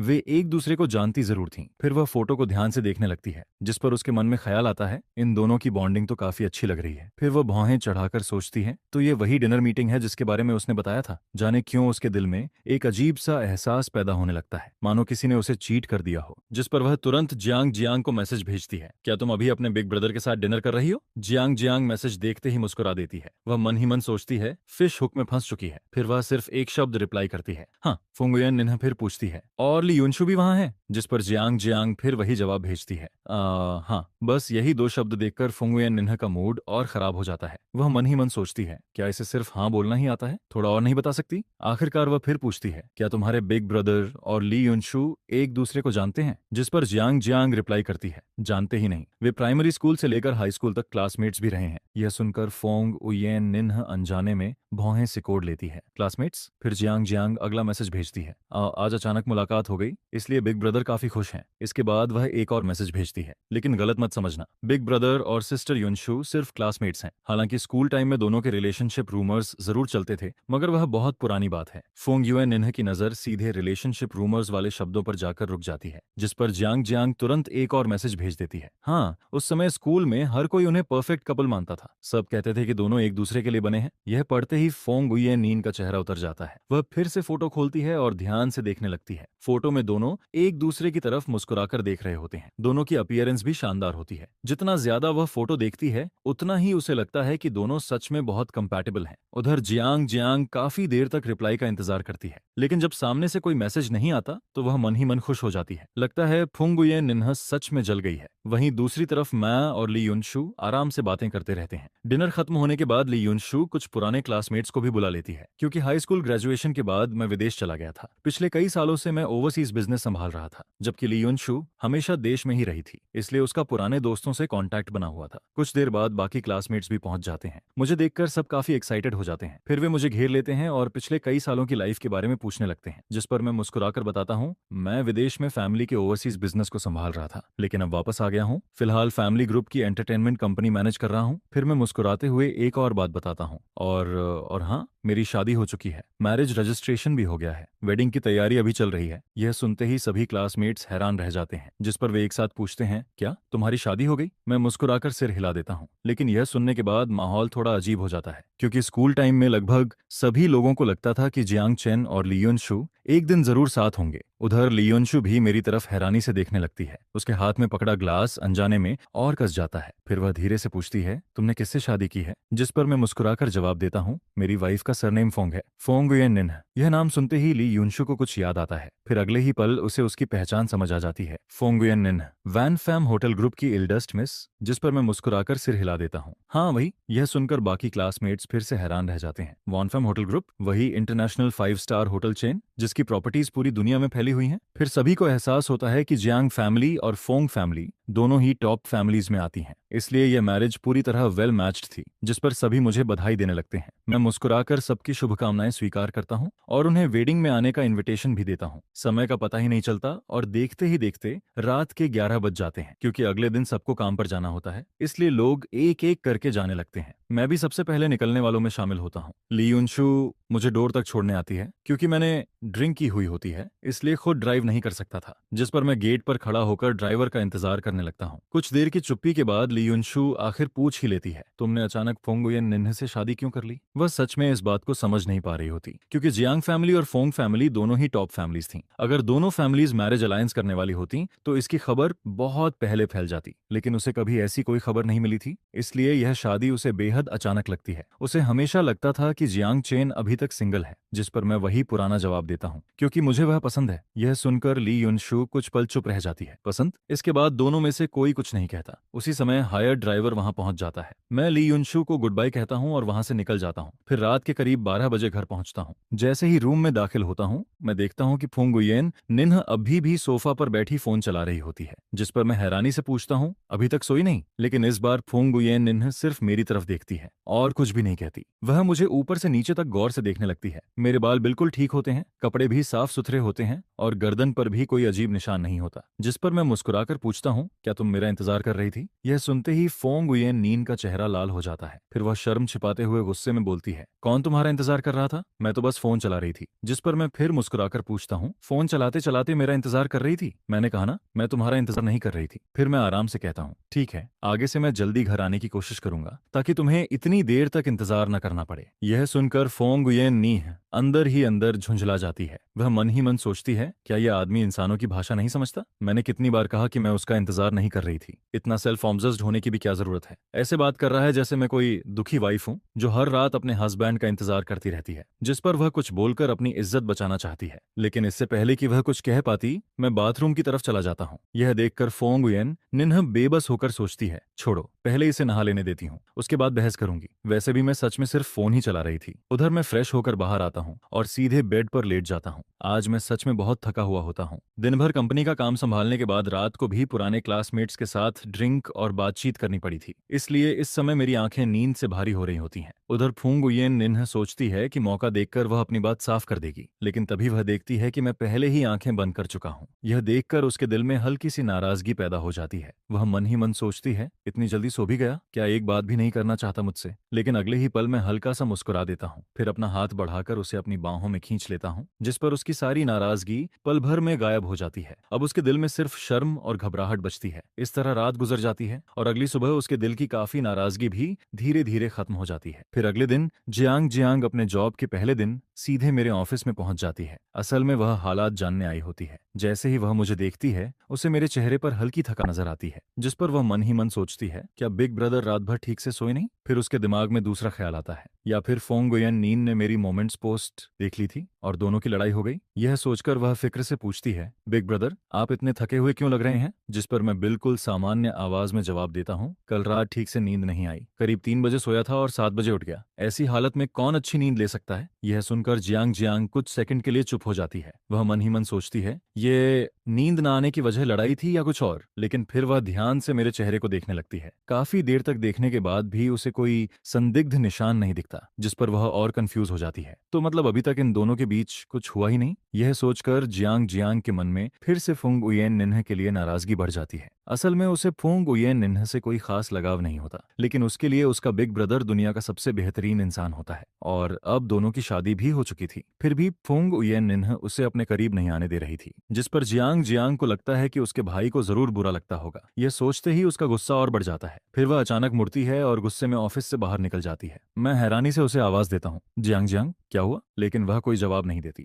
इसके बाद वह पार्किंग लॉट तक जाती है और सीधे कार लेकर फोंग ग्रुप के हेड ऑफिस पहुंच जाती है। लेकिन वहां पहुंचकर उसे यह नहीं पता होता कि फोंग उयेन नीन का ऑफिस किस फ्लोर पर है, जिस पर वह सीधे उसे कॉल कर देती है। जैसे ही कॉल कनेक्ट होती है, जियांग जियांग गुस्से में बोलती है, फोंग उयेन निन्ह मैं अभी तुम्हारी कंपनी के फर्स्ट फ्लोर लॉबी में खड़ी हूँ, तुरंत नीचे आओ। इतना कहकर वह कॉल काट देती है। उधर फोंग उयेन निन्ह फोन की तरफ देखकर कंफ्यूज हो जाती है। फिर वह नीचे लॉबी में पहुंचती है। वहां जियांग जियांग को गुस्से से खड़ा देखकर वह पूछती है, क्या हुआ? जिस पर जियांग जियांग दांत भींचकर उसकी तरफ देखती है और कहती है, फोंग उयेन निन्ह तुम ऐसा कैसे कर सकती हो? यह सुनकर फोंग उयेन निन्ह कुछ समझ ही नहीं पाती और अगले ही पल जियांग जियांग उसे जोर से धक्का दे देती है, जिससे वह सीधे जमीन पर गिर जाती है। उसकी आंखों में तुरंत गुस्से की चमक आ जाती है। लोग जल्दी से उसे उठाते हैं। यह उसकी जिंदगी में पहली बार होता है कि किसी ने उसे धक्का देकर गिराया हो। अगर जियांग जियांग उसकी पुरानी दोस्त और उसकी सिस्टर इन लॉ न होती तो शायद वह सिक्योरिटी बुलाकर उसे बाहर निकलवा देती। गुस्से में वह पूछती है, आखिर तुम्हें हुआ क्या है? मैंने तुम्हारा क्या बिगाड़ा है? जिस पर जियांग जियांग गुस्से से बोलती है, फोंग उयेन निन्ह तुमने मेरे बिग ब्रदर के साथ क्या किया है यह तुम्हें खुद नहीं पता? यह सुनकर फोंग उयेन निन्ह और भी कंफ्यूज हो जाती है। वह कहती है, मैंने क्या किया है? मैंने तो कुछ भी नहीं किया। फिर उसके दिमाग में अचानक पिछली रात का ख्याल आ जाता है। वह मन ही मन सोचती है, कल रात तो मैं थोड़ी ज्यादा एग्रेसिव हो गई थी, कहीं जियांग चेन ने यह बात जियांग जियांग को बता तो नहीं दी? यह सोचकर उसके दिल में थोड़ी घबराहट पैदा हो जाती है। फिर वह झिझकते हुए पूछती है, तो तुम आखिर चाहती क्या हो? जिस पर जियांग जियांग जियांग गुस्से में जवाब देती है, मैं चाहती हूँ कि तुम्हें सबक सिखाऊं। मेरे बिग ब्रदर मेरा प्राइड है, किसी को भी उन्हें हर्ट करने का हक नहीं है। यह सुनकर फोंग गुयेन निन्ह पूरी तरह हैरान रह जाती है। उसे समझ ही नहीं आता कि उसका कसूर इतना बड़ा कब बन गया। उधर जियांग जियांग सच में उसे पीटना चाहती थी, लेकिन फोंग गुयेन नीन का कंफ्यूज्ड चेहरा देखकर उसका मन बदल जाता है। फिर वह कहती है, मेरे साथ बाहर चलो। इतना कहकर वह बिल्डिंग के बाहर चली जाती है। फोंग गुयेन निन्ह को लगता है कि गलती शायद उसी की है, इसलिए वह चुपचाप उसके पीछे चल देती है। दोनों बाहर एक सुनसान कोने में पहुंचती हैं, जिस पर जियांग जियांग सीधे पूछती है, बताओ तुम मेरे बिग ब्रदर को कब डिवोर्स देने वाली हो? यह सुनते ही फोंग गुयेन निन्ह कुछ सेकंड के लिए जड़ हो जाती है, फिर हैरानी से पूछती है, डी डिवोर्स? जिस पर जियांग जियांग कहती है, अगर डिवोर्स नहीं दोगी तो क्या पूरी जिंदगी उनसे चिपकी रहोगी? यह सुनकर फोंग गुयेन निन्ह का सिर और घूम जाता है। उसे समझ ही नहीं आता कि बात आखिर कहाँ जा रही है। फिर वह कहती है, मैंने अपना गुस्सा जियांग चेन पर कभी नहीं निकाला, और इसका ग्रैंडअप्पा से क्या लेना देना है? जिस पर जियांग जियांग तुरंत जवाब देती है, क्यों नहीं है? ग्रैंडपा ने तुम्हें बिग ब्रदर से शादी करने के लिए मजबूर किया था। मुझे पता है कि तुम ये शादी नहीं करना चाहती थी, इसलिए अब तुम बिग ब्रदर के साथ ऐसा व्यवहार करके ग्रैंडपा से बदला ले रही हो। यह सुनकर फोंग गुयेन नीन्ह तुरंत उसे रोक देती है। तुम आखिर कह क्या रही हो? मैं जो भी करती हूँ उसका ग्रैंडपा से कोई लेना देना नहीं है, और मैंने ग्रैंडपा से कभी कुछ नहीं कहा। फिर वह थोड़ा झेंपते हुए बोलती है, हाँ, कल रात वाली बात में गलती मेरी थी। यह सुनते ही अब जियांग जियांग खुद कंफ्यूज हो जाती है। कल रात वाली बात? उधर फोंग गुयेन निन्ह सोचती है, लेकिन पूरी गलती मेरी भी तो नहीं थी। फिर वह बोलती है, क्या सिर्फ मेरी ही गलती थी? क्या तुम्हारे बिग ब्रदर की कोई गलती नहीं थी? यह सुनकर जियांग जियांग भौंचक्की रह जाती है। वह पूछती है, मेरे बिग ब्रदर की क्या गलती हो सकती है? जिस पर फोंग गुयेन नी थोड़ी शिकायत भरी आवाज में कहती है, वह पहले से मैरिड है, फिर भी वह एक फीमेल क्लासमेट के साथ देर रात तक बाहर घूमते रहे। क्या यह गलत नहीं है? यह सुनते ही जियांग जियांग अचानक शांत हो जाती है, क्योंकि अब उसे एहसास होता है कि वह और फोंग गुयेन निन्ह दो बिल्कुल अलग बातों पर चर्चा कर रही थी। फिर वह हैरानी से पूछती है, रुको, तो कल रात तुम्हारा और बिग ब्रदर का झगड़ा ली युनशु की वजह से हुआ था? जिस पर फोंग गुयेन निन्ह तुरंत पूछती है, क्या तुम्हारे बिग ब्रदर ने तुम्हें यही बताया है? मेरे भाई ने कुछ भी नहीं कहा। जिस पर फुओंग गुयेन निन्ह पूरी तरह से निरुत्तर हो जाती है। आखिर आज वो इतना गुस्सा किस बात पर हुई थी? जिस पर जियांग जियांग हल्की सी ठंडी हंसी हंसते हुए कहती है, तुम मेरे भाई से डिवोर्स ले लो। यह सुनकर फुंग हुए निन और भी ज्यादा हैरान हो जाती है। फिर वो कहती है, क्या यह फैसला मैं अकेले कर सकती हूँ? अगर मेरे हाथ में फैसला होता तो मैं तुम्हारे भाई से शादी ही नहीं करती, और फिर मैं उन औरतों में से नहीं हूँ जो शादी को कोई मजाक समझती हैं। जिस पर जियांग जियांग ठंडी आवाज में कहती है, बड़ी अच्छी बातें कर रही हो, जैसे तुम बहुत जिम्मेदार वाइफ हो। जिसके जवाब में फुंग हुए निन्ह कहती है, मैं वाकई ऐसी ही हूँ। यह सुनकर जियांग जियांग गुस्से से लगभग हंस पड़ती है, जबकि फुंग हुए निन्ह आगे कहती है, जियांग जियांग, मुझे समझ नहीं आता कि मैंने आखिर ऐसा क्या किया है जिसकी वजह से तुम मुझे अपने भाई से डिवोर्स लेने के लिए मजबूर कर रही हो। वो सच में समझ नहीं पाती, क्योंकि शुरुआत में जब उसके और जांग चेन की शादी हुई थी तब जंग जंग भले ही पूरी तरह सहमत नहीं थी, लेकिन उसने इतना कड़ा विरोध भी नहीं किया था। मगर अब वो लगातार डिवोर्स की मांग कर रही थी। जिस पर जंग जंग गुस्से से उसे घूरते हुए कहती है, तुमने क्या किया है ये तुम्हें खुद सबसे अच्छी तरह पता है। बस इतना सुनते ही उसका गुस्सा फिर से भड़क उठता है। वो फुंग उयेन निन को घूरते हुए देखती है, जिसे देखकर फुंग उयेन निन अनजाने में एक कदम पीछे हट जाती है। फिर वो कहती है, मैंने क्या किया है? जिस पर जियांग जियांग कहती है, क्या मुझे सब कुछ खुलकर बोलना पड़ेगा? जब तुमने मेरे भाई जियांग चेन से शादी की तब तुम्हें एक वाइफ की जिम्मेदारियां निभानी चाहिए थी। अगर तुम सच में उनसे इतनी नफरत करती थी तो शुरू से ही शादी करने से मना कर देती। इसके बाद वो और भी गुस्से में कहती है, लेकिन तुमने शादी कर ली और फिर मेरे भाई को घर में सिर्फ सजावट की चीज बनाकर रख दिया। न तुम उन्हें देखती हो न उन्हें छूती हो। क्या तुम्हें पता है कि मेरे भाई जैसे आदमी के लिए ये कितनी बड़ी बेइज्जती और चोट वाली बात है? यह सुनकर फुंग उयेन निन्ह हैरानी से उसे देखने लगती है। ना देखती हूँ न छूती हूँ। जिस पर जियांग जियांग तुरंत कहती है, अगर ऐसा ही है तो मेरे भाई को आजाद कर दो, उनसे डिवोर्स ले लो और उनकी जिंदगी बर्बाद मत करो। लेकिन तभी फुंग उयेन निन्ह जल्दी से उसकी बात काटते हुए कहती है, रुको जरा, किसने कहा कि मैं उन्हें ना देखती हूँ और न छूती हूँ? फिर वो थोड़ा शर्माते हुए कहती है, मैं तो उन्हें हर दिन छूती हूँ, एक रात में तो कई बार छूती हूँ। यह सुनते ही दोनों एक दूसरे को देखने लगती हैं और अचानक माहौल अजीब सा हो जाता है। खासकर फुंग उयेन निन्ह का चेहरा पूरी तरह लाल पड़ जाता है, जबकि जियांग जियांग का चेहरा भी जाने क्यों लाल होने लगता है। फिर वो अविश्वास से पूछती है, सच में? जिस पर फुंग युएन निन्ह कहती है, इसमें झूठ क्या है? क्या तुम्हें लगता है कि मैं तुमसे झूठ बोल रही हूँ? यह सुनकर जियांग जियांग थोड़ी झेंपते हुए कहती है, तो फिर तुमने ग्रुप चैट में ये बात क्यों नहीं बताई? मैं तो गलत समझ बैठी थी। जिस पर फुंग हुएन निन्ह बेबस होकर कहती है, क्या तुम चाहती थी कि मैं पूरी दुनिया में जाकर ऐलान करती फिरूं कि मैं तुम्हारे भाई के साथ सो चुकी हूँ? क्या तुम्हारी नजर में मैं इतनी बेशर्म हूँ? वो बात नहीं है। जियांग जियांग धीरे से जवाब देती है। आखिर उसकी खूबसूरत और परफेक्ट भाई को उसके उसकी घमंडी बेस्ट फ्रेंड ने आखिरकार अपना बना ही लिया था। जिस पर जियांग जियांग की जिज्ञासा बढ़ जाती है और वो पूछती है, तो कल रात तुम दोनों के बीच आखिर हुआ क्या था? यह सुनकर फुंग हुए निन्ह अचानक नजरें चुराने लगती है, फिर धीरे से कहती है, कुछ खास नहीं, लेकिन उसकी हालत देखकर साफ पता चल जाता है कि जरूर कुछ हुआ था। जिस पर जियांग जियांग गंभीर होकर पूछती है, सच सच बताओ। कुछ देर चुप रहने के बाद फुंग हुए निन्ह धीमी आवाज में कहती है, कल रात तुम्हारा भाई ठीक नहीं था, इसलिए मैंने उन्हें मजबूर किया। इतना कहते कहते उसकी आवाज धीरे धीरे इतनी धीमी हो जाती है कि आखिरी शब्द मच्छर की भनभनाहट जैसे सुनाई देते हैं। शुरुआत में जियांग जियांग को कुछ समझ नहीं आता,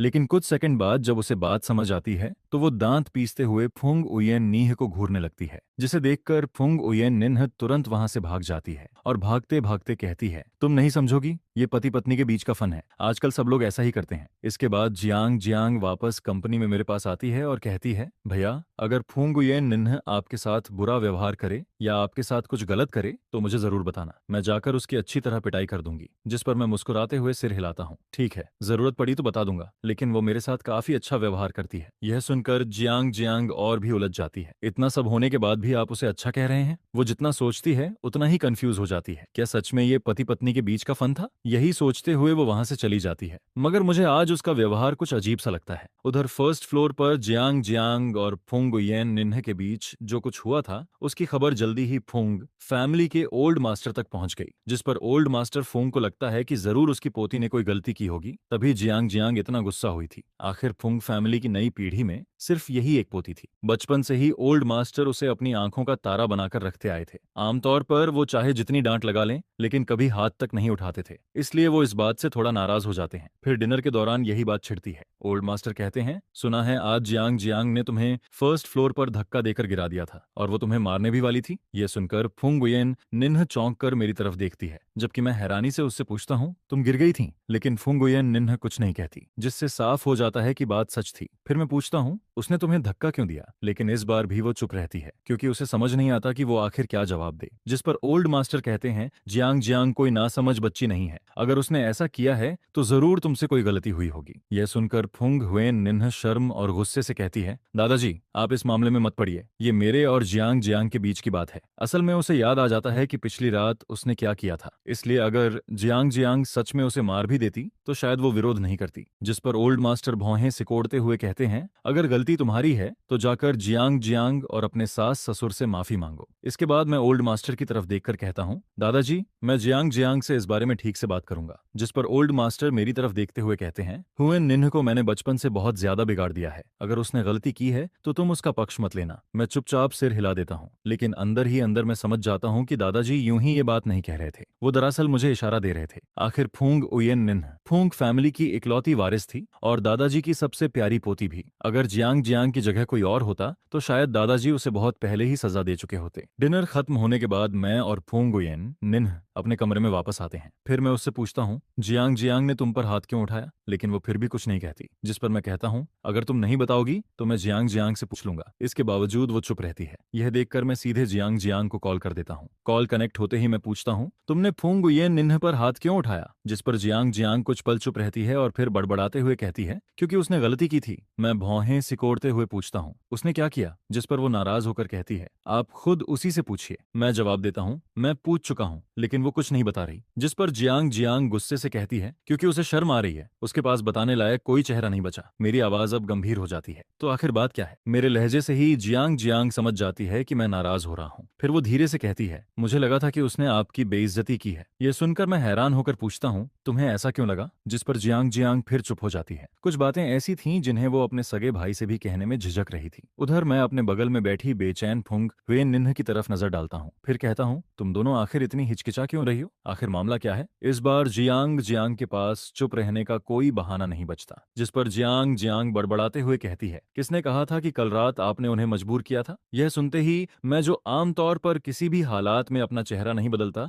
मेरे कान तक गर्म हो जाते हैं। उधर फुंग उयेन निन्ह मेरे लाल हुए कानों को देखकर हैरान रह जाती है। वो मन ही मन सोचती है, क्या मैं और जियांग जियांग इतने करीब हैं? यहाँ तक कि पति पत्नी की प्राइवेट बातें भी उसे पता चल गईं। जबकि फोन के दूसरी तरफ जियांग जियांग अब भी नाराज थी और लगातार बोलती जा रही थी, मैंने जो कुछ किया सब आपके लिए किया। अगर मैं उसे सबक सबक नहीं सिखाती तो आज वो आपको एक बार मजबूर करती है, कल दूसरी बार भी कर सकती है। जिस पर वो और भी नाराज होकर कहती है, भैया मुझे समझ नहीं आता कि आपको ऐसी औरत आखिर पसंद कैसे आ सकती है। अगर अगली बार ऐसा हुआ तो मैं सच में उसे पीट दूंगी। यह सुनकर मैं बालकनी की तरफ चला जाता हूँ और ग्लास डोर बंद कर देता हूँ ताकि फुंग उयेन निन हमारी बात ना सुन सके। लेकिन यह देखकर फुंग उयेन निन्ह के मन में अजीब से ख्याल आने लगते हैं। क्या वो मुझसे बच रहे हैं? हम तो पति पत्नी हैं। क्या हमें दुनिया का सबसे करीबी इंसान नहीं होना चाहिए? जिस पर वो और ज्यादा उलझ जाती है। फिर ये दोनों मुझसे बातें क्यों छिपा रहे हैं? कहीं मेरी बुराई तो नहीं कर रहे? फिर वो खुद को समझाने लगती है, थोड़ा सा सुन लूं तो क्या हो जाएगा? क्या फुंग फैमिली की बड़ी बेटी अब अपनी इज्जत भी छोड़ दे? उधर मैं उसकी तरफ एक नजर डालता हूँ और फिर जियांग जियांग से कहता हूँ, जो भी हो तुम्हें हाथ नहीं उठाना चाहिए था। फुंग उयेन निन्ह फुंग फैमिली की इकलौती बेटी है। तुम भी जानती हो कि दादाजी और पूरे परिवार के लिए उसकी कितनी अहमियत है। इसके बाद मैं गंभीर होकर कहता हूँ, आज तुमने बहुत जल्दबाजी कर दी, दिन दहाड़े उसे धक्का दे दिया। जिस पर जियांग जियांग धीरे से बड़बड़ाती है, मैंने सच में उसे मारा थोड़ी था, मैं तो बस डराने की कोशिश कर रही थी। फिर वो और भी धीमी आवाज में कहती है, अगर दिन में नहीं कर सकती तो अगली बार रात में करूंगी। एक बोरा डालूंगी और फिर उसकी अच्छी तरह खबर लूंगी। उसकी आवाज इतनी धीमी थी कि मुझे कुछ सुनाई नहीं देता। जिस पर मैं पूछता हूँ,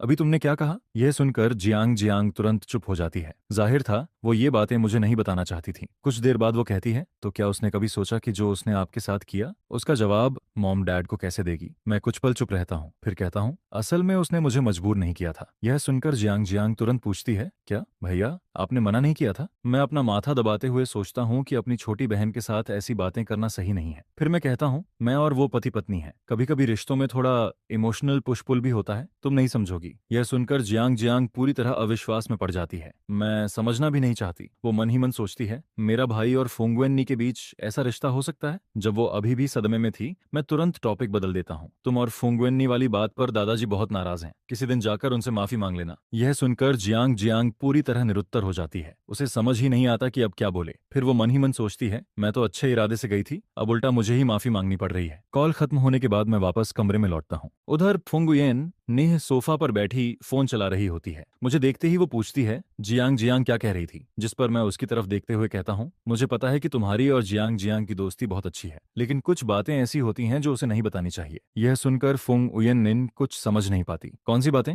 मैं उसके भोले चेहरे को देखकर बेबस हो जाता हूँ। फिर कहता हूँ, पति पत्नी के बीच की प्राइवेट बातें। सिर्फ वही लोग ऐसी बातें दूसरों के साथ शेयर करते हैं जिन्हें रिश्तों की अहमियत नहीं होती। इसके बाद मैं पूछता हूँ, तो फिर जियांग जियांग को कल रात की बात कैसे पता चली? यह सुनते ही फुंग उयेन निन्ह का चेहरा और लाल हो जाता है। वो एक एक्सीडेंट था, आपको मुझ पर भरोसा करना होगा। फिर वो जल्दी से सफाई देती है, मैंने सच में हमारी बात किसी को नहीं बताई, मैं ऐसी इंसान नहीं हूँ। जिस पर मैं सिर हिलाकर मुस्कुरा देता हूँ, मुझे तुम पर भरोसा है। इसी दौरान मेरी नजर उसके मुलायम हाथ पर पड़ती है। उसकी हथेली पर हल्का सा लाल निशान था, शायद गिरते वक्त कहीं रगड़ लग गई थी। जिस पर मैं उसका हाथ पकड़कर पूछता हूँ, दर्द हो रहा है क्या? मेरी आवाज में चिंता सुनकर फुंग उयेन नीह का दिल तेजी से धड़कने लगता है। उसका चेहरा फिर से लाल पड़ जाता है। जब वो कुछ नहीं बोलती तो मैं थोड़ा झुककर उसकी हथेली के करीब आता हूँ, फिर हल्के से फूंक मारते हुए कहता हूँ, ऐसे करने से दर्द कम हो जाता है। यह देखकर उसका दिल और तेजी से धड़कने लगता है। वो मन ही मन सोचती है, क्या जियांग चेन मुझे फ्लर्ट कर रहे हैं? ये इंसान बहुत खतरनाक है, मेरा दिल तो बाहर आने वाला है। उसके लाल पड़े चेहरे को देखकर मेरे होंठों पर हल्की मुस्कान आ जाती है। फिर मैं उसकी तरफ झुककर उसके माथे पर एक हल्का सा किस करता हूँ और पूछता हूँ, अब कैसा लग रहा है? जिस पर फुंग उयेन निन्ह हकलाते हुए जवाब देती है,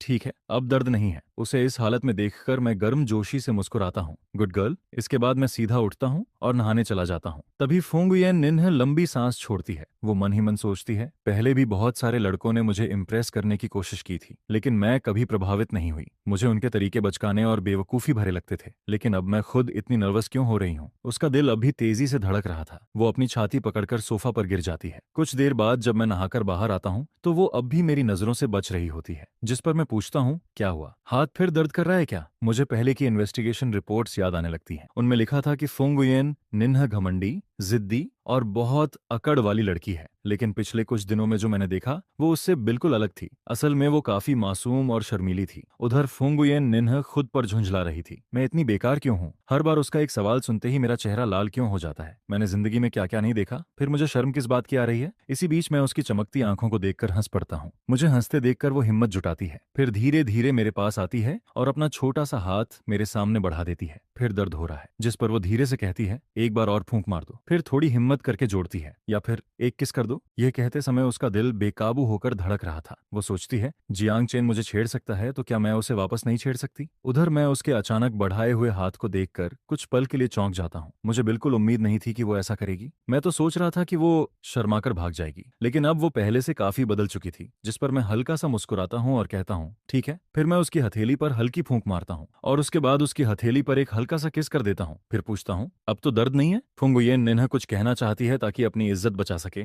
लेकिन उसका दिमाग पूरी तरह खाली हो चुका था। जिस पर मैं मुस्कुराकर कहता हूँ, लगता है अब दर्द खत्म हो गया। अगर बाद में फिर दर्द हुआ तो मुझे बता देना। यह सुनकर फुंगुयेन निन्हा का चेहरा फिर से लाल पड़ जाता है, जबकि मैं भी अचानक महसूस करता हूँ कि मेरी बात कुछ ज्यादा ही अजीब लग सकती है। जिस पर वो शर्माते हुए पूछती है, सच में जब भी दर्द होगा मैं आपके पास आ सकती हूँ। उसकी बात सुनकर मैं कुछ पल के लिए चुप हो जाता हूँ, क्योंकि इस सवाल का जवाब देना अचानक उम्मीद से कहीं ज्यादा मुश्किल लगने लगता है। बाकी हर काम में मैं हमेशा माहिर रहा हूँ, लेकिन इस मामले में यह भी मेरी पहली बार की एक्सपीरियंस थी। जिस पर फुंगुयेन निन्हा मुझे इस तरह चुप होता देखकर मन ही मन काफी खुश हो जाती है। वो सोचती है, तो आखिरकार मैं भी जियांग चेन को शर्मिंदा कर सकती हूँ। जिस पर मैं उसकी तरफ देखकर बिल्कुल शांत आवाज में कहता हूँ, जियांग जियांग ने तुम्हें सिर्फ डांटा था। क्या चाहती हो कि मैं अभी उसे कॉल करके सच में तुम्हारी पिटाई करवा दूं? यह सुनते ही फुंगुयेन निन्हा का चेहरा लाल पड़ जाता है। फिर वो दांत पीसते हुए कहती है, नहीं चाहिए। यह कहकर वो तुरंत वहां से भाग जाती है। इसके